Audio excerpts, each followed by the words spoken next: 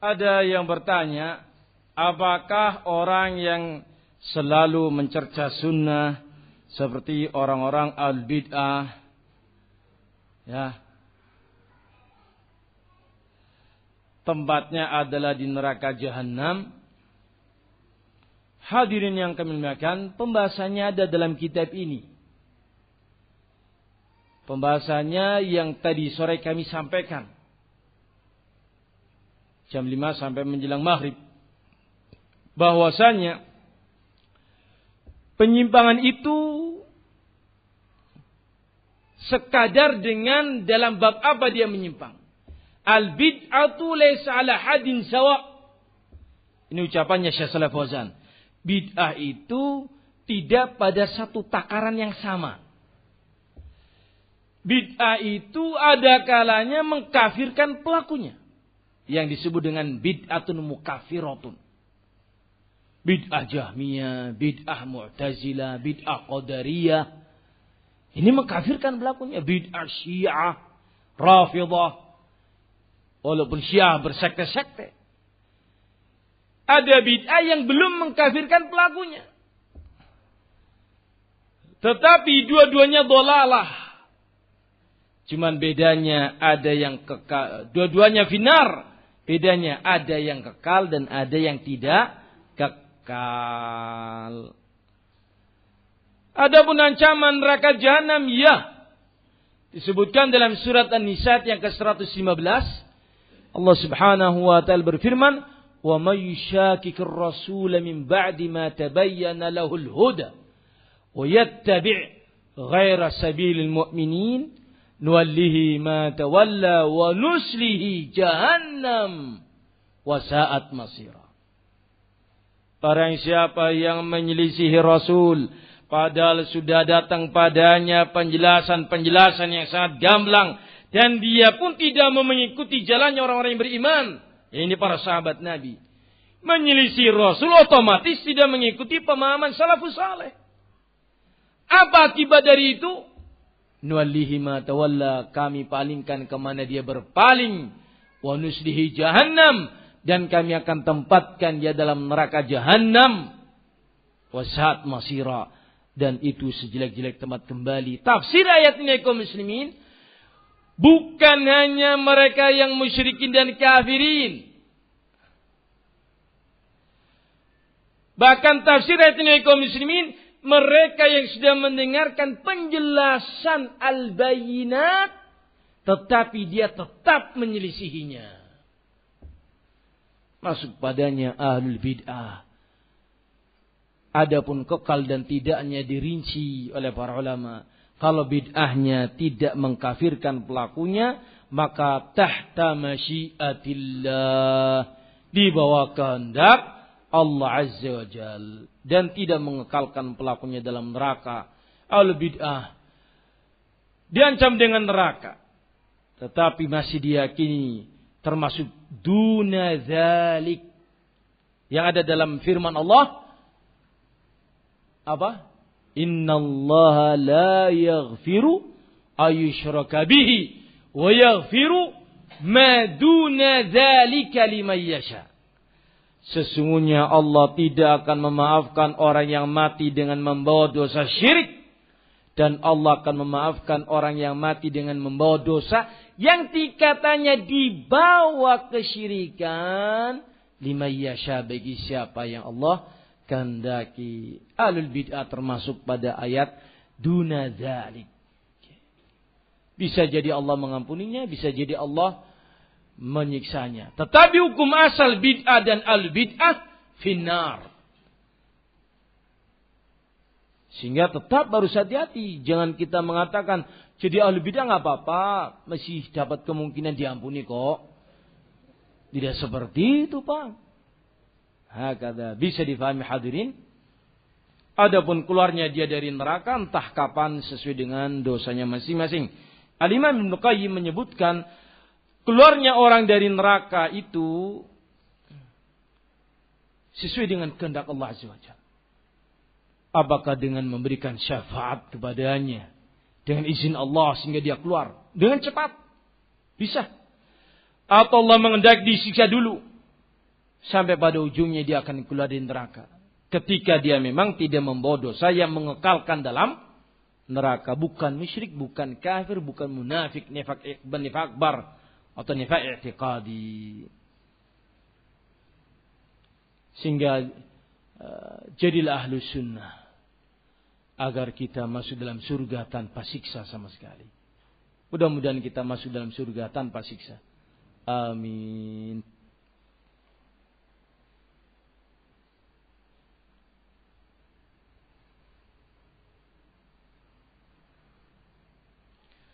Apakah persaudaraan tersebut harus satu manhaj?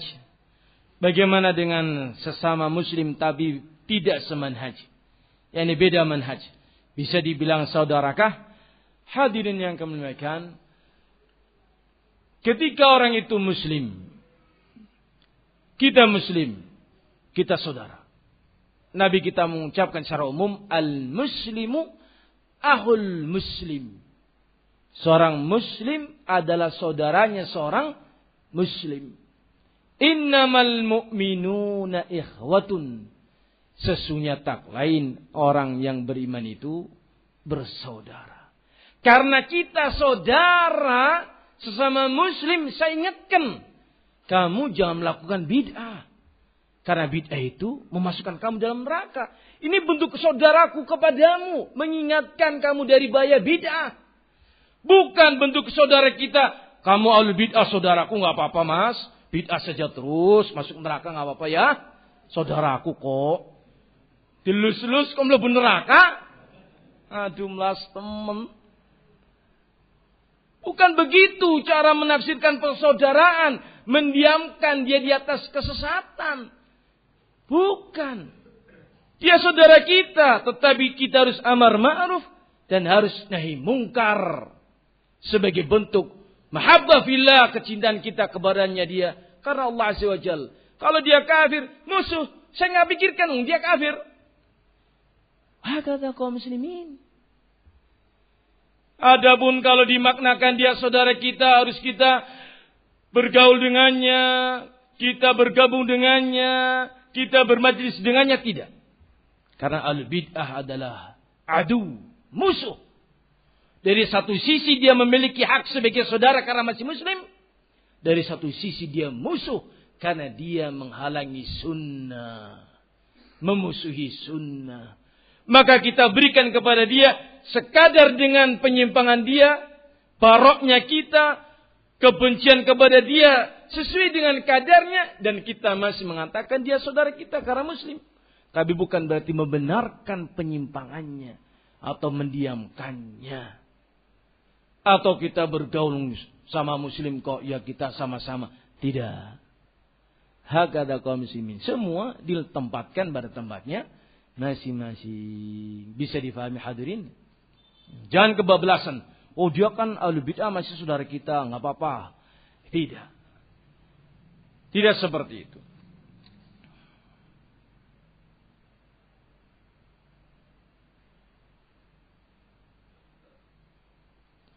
Mohon bimbingan dan nasihat bagi ummahat yang berjualan dan transaksi di waktu ta'lim sedang berlangsung. Dan nasihatnya bagi ummahat yang suka ngobrol di waktu ta'lim.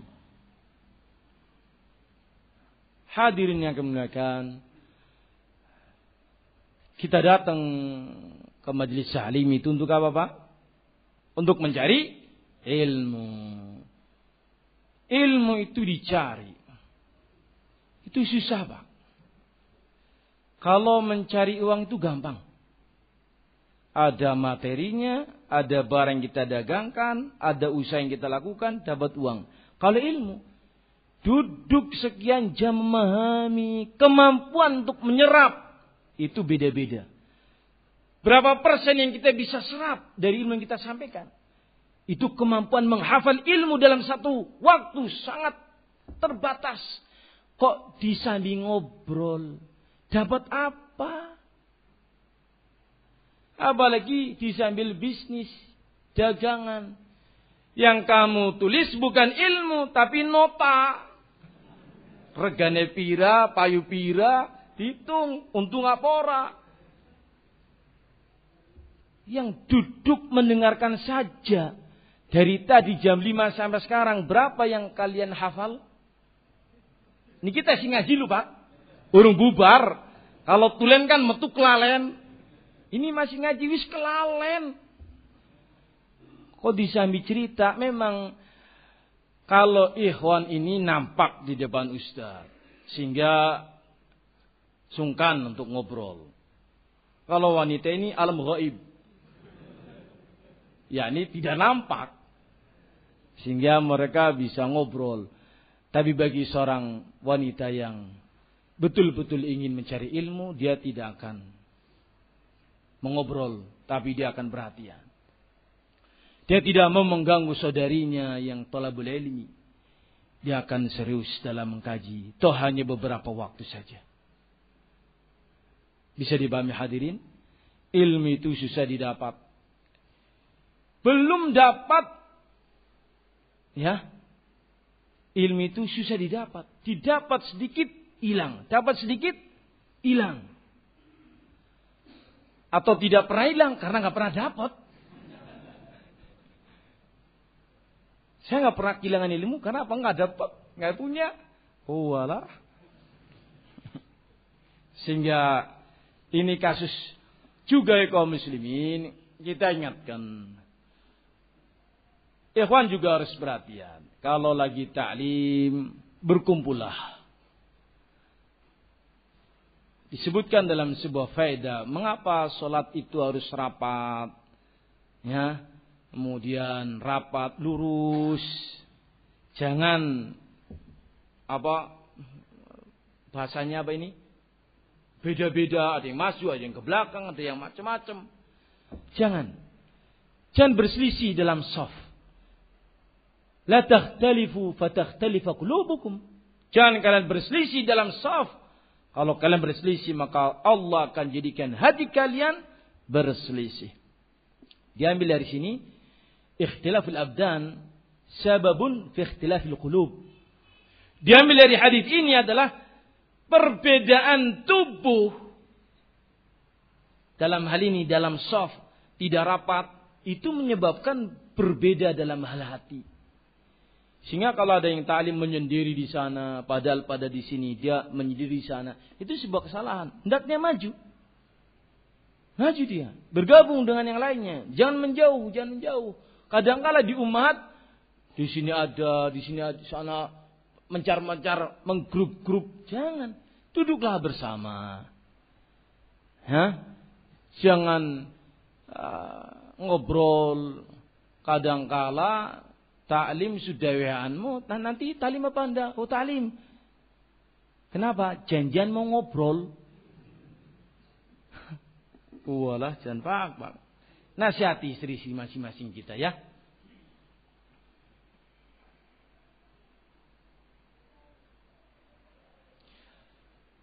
Apakah ahlul bid'ah akan mendapatkan kesempatan minum dari telaga Nabi nanti di yaumil qiyamah? Jawabannya, kaum muslimin, disebutkan dalam banyak kitab, diantaranya Syarah al-Mutlaqiqat atau Aqidul Wasitiyah Syekh Ibnu Utsaimin. Ahlul bid'ah itu yang dilarang minum dari telaga. Disebutkan dari Nabi, man syariba minha lam yadma abadan. Barang siapa yang bisa minum dari telaga Nabi nanti di yaumul qiyamah.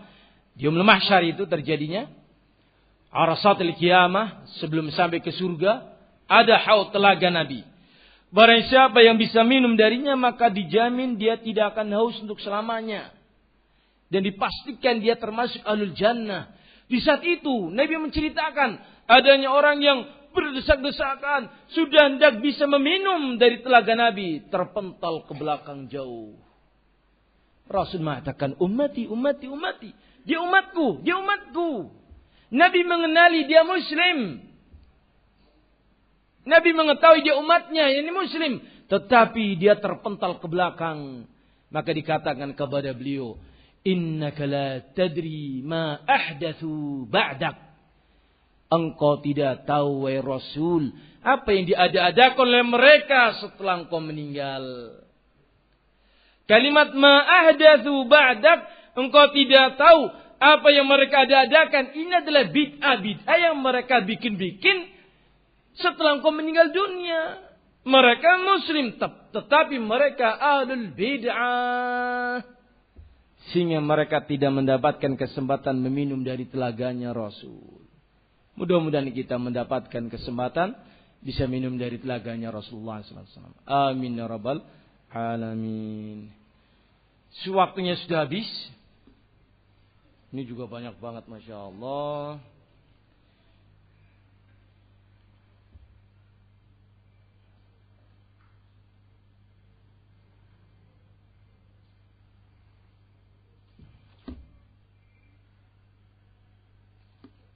Ini yang jawab Ustaz sini aja ya. Wallahu a'lam bishawab.